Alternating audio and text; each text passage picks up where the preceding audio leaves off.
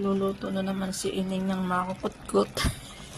Yung beans sa freezer ang inuupo. Ang dami man, walang problema. Pag naubos, mabili uli. Ayan. Inaano ko na siya sa asukal. May asukal na po yan. Napakuluan ko na po siya kanina.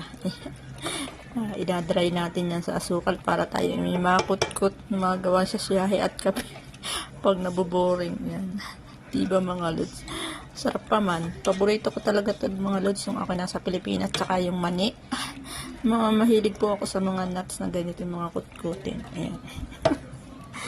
Ay, nagtitinda po ako niyan dati sa Pilipinas eh. 5 piso ng 5 piso isang maliit na plastic. Nire-retail ko, repack. Tsaka yung mga mani, yan, mga green peas, yan, mga mais. Yan po yung trabaho ko sa Pilipinas, mag-repack.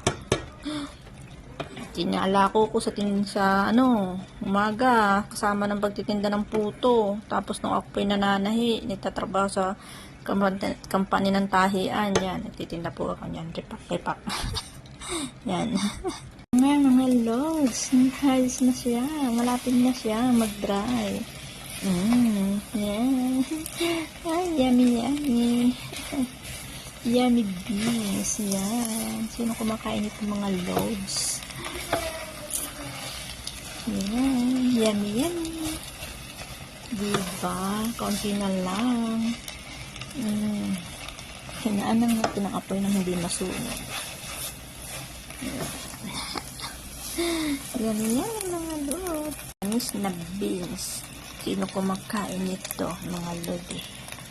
May kukut-kutin tayo mamaya. Pupas. Pangsyahin natin. Diba? Yan. Thank you for watching.